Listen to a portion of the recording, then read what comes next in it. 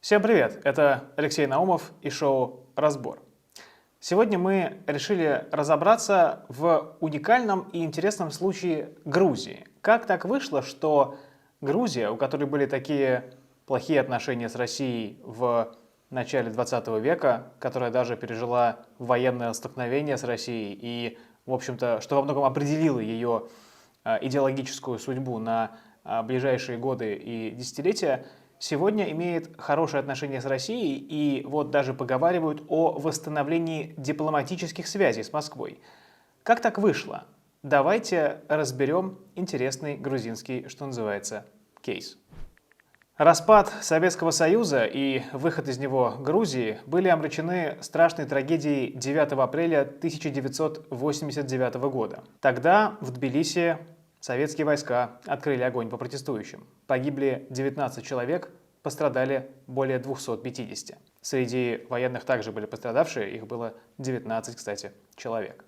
Этот конфликт был вызван не только желанием Грузии получить независимость и выйти из состава Советского Союза, но и не допустить выхода Абхазии из ее состава. Когда Грузия получила независимость в 1991 году, Россия признала ее, кстати, в 1992 и установила дипломатические отношения, никаких нормальных отношений не получилось. В стране шла гражданская война, и было, в общем, не до отношений с Россией. В этнических конфликтах в Абхазии и Южной Осетии Россия играла двоякую роль. С одной стороны, она предлагала себя в качестве миротворца, а с другой сочувствовала народам Южной Осетии и Абхазии. В общем, ситуация была сложная, и очевидно, что выстраивать какое-то рабочее взаимодействие, когда в стране идет гражданская война, было решительным образом невозможно. Так что нормальных отношений не получилось с самого начала. В 1995 году к власти в Грузии пришел президент Эдуард Шеварднадзе, бывший министр иностранных дел Советского Союза. При нем попытки наладить отношения начали как-то выстраиваться в полноценную, последовательную политику. Были подписаны ряд соглашений о сотрудничестве в экономической сфере. Тем не менее, конфликты в Абхазии и Южной Осетии оставались неразрешенными. Это препятствовало выстраиванию нормальных рабочих отношений между Москвой и Тбилиси. Кроме того, Грузию напрягало существование российских военных баз на ее территории.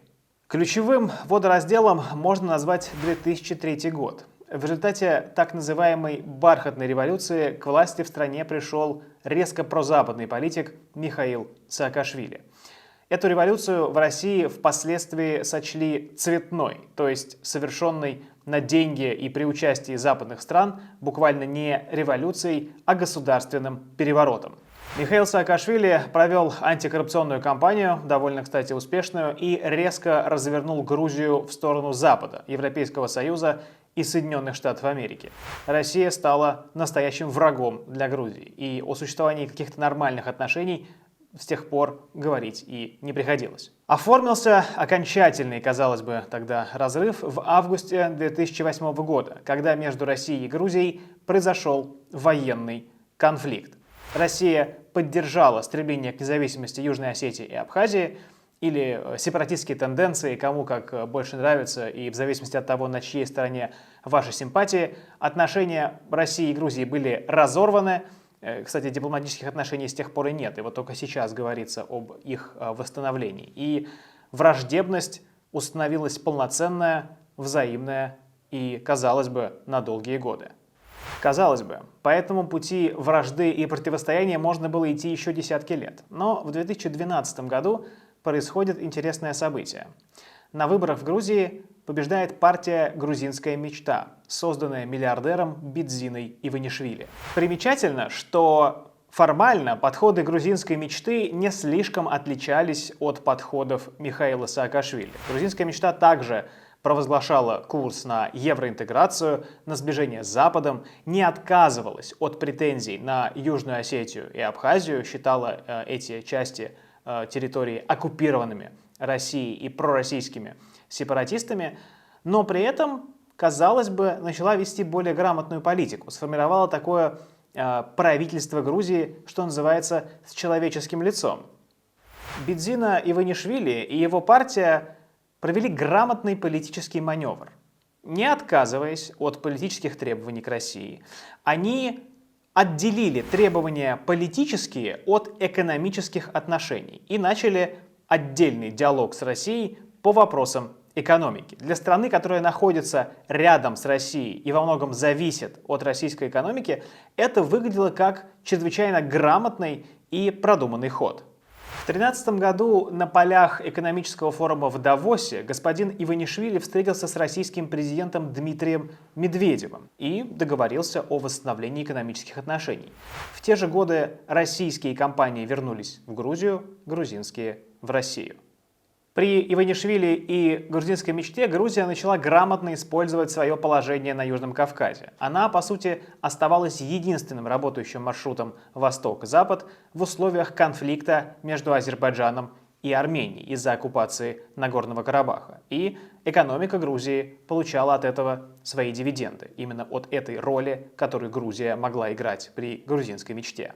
Грузия интегрировалась в транспортные коридоры Баку-Тбилиси-Карс и даже в китайский проект «Один пояс, один путь». То есть, отделив политические вопросы от вопросов экономических, Грузия смогла, не отказываясь от своих идеологических воззрений, получать дивиденды, восстанавливать экономику и работать на повышение благосостояния своих граждан, а не ставить политическую повестку впереди экономических отношений, как это было в годы Михаила Саакашвили. Сам Михаил Саакашвили, успевший за эти годы побыть и украинским политиком, хотел вставлять палки в колеса грузинской мечте. Несмотря на то, что его партия «Единое национальное движение» с каждым разом получала все меньше голосов, он регулярно использовал любые инфоповоды в отношении грузинской мечты, чтобы обвинить партию в преследовании пророссийских, антигрузинских интересов. То есть, как мы понимаем, партия «Грузинская мечта» всегда преследовала и продвигала прогрузинские интересы. Но Михаилу Саакашвили в рамках внутриполитической борьбы необходимо было изображать политику грузинской мечты как пророссийскую. К реальности это имело, конечно, мало отношения. Главной победой антигрузинского курса Михаила Саакашвили стали события 20 июня 2019 года. Тогда в рамках Межпарламентской ассамблеи православия российские делегаты прибыли в грузинский парламент.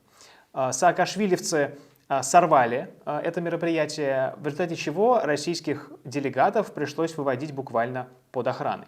В результате такого конфликта и скандала было разорвано авиасообщение между Россией и Грузией, которое могло быть восстановлено, но спустя 2 года грузинские любители господина Саакашвили напали на российского телеведущего Владимира Познера, который также приехал в Тбилиси. Из-за этого всего авиасообщение было восстановлено совершенно недавно. Тем не менее, у господина Саакашвили нашлось значительное количество идеологических соратников и союзников в среде западных чиновников. Он использовал это для давления на правительство Грузии.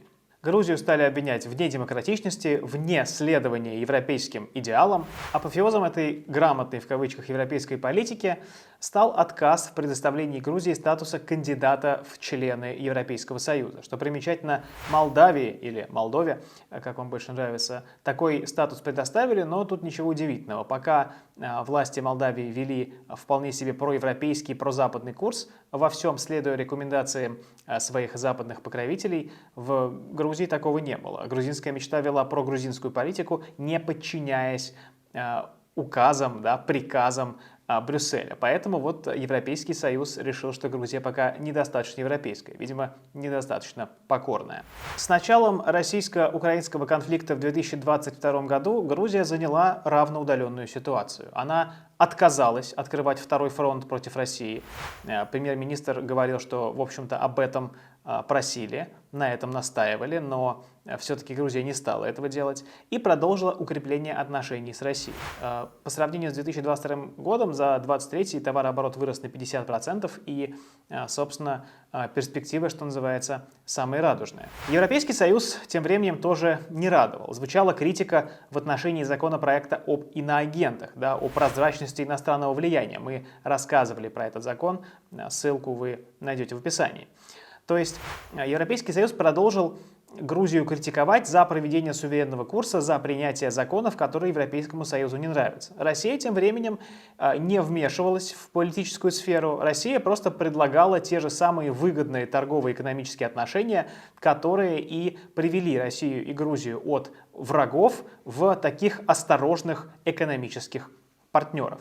Собственно, видимо, за нежелание осудить российские действия в отношении Украины Грузии и не дали статуса кандидата в члены Европейского Союза. В общем, мы видим, как сейчас экономика толкает Россию и Грузию к нормальному, адекватному взаимодействию. Не отказываясь от политических воззрений и идеологической ориентации, грузинская мечта продолжает грамотно вести Грузию между сложными политическими вопросами и выгодными вопросами экономическими. Учитывая, что Европейскому Союзу не понравился очередной грузинский законопроект о пропаганде ЛГБТ, организация запрещена в России, признана нежелательной, террористической и так далее, можно говорить о том, что, по-видимому, этот раскол между ЕС и Грузией, и, по крайней мере, грузинской мечтой, будет нарастать. От скорых выборов зависит, что же решат грузины и каким курсом они захотят провести свою страну. Захотят ли они возвращения к радикальному противостоянию с Россией времен господина Саакашвили, которое, напомним, не принесло Грузии ни экономического, ни политического успеха, поскольку западные обещания поддержки оказались, что называется, не до конца реализованными, и масштабы этой помощи оказались не такими широкими, на которые рассчитывал Тбилиси. Поэтому я думаю, что именно от решения грузинского народа будет зависеть дальнейшая судьба Грузии. Ответы на эти вопросы мы узнаем уже почти скоро. Грузинская мечта сделала мощную заявку и показала свой курс, которым она готова вести Грузию вперед. С вами был Алексей Наумов, шоу «Разбор». Если вам понравился этот выпуск, пожалуйста, поставьте лайк, подпишитесь на канал и напишите в комментариях, в чем бы вы еще хотели вместе разобраться.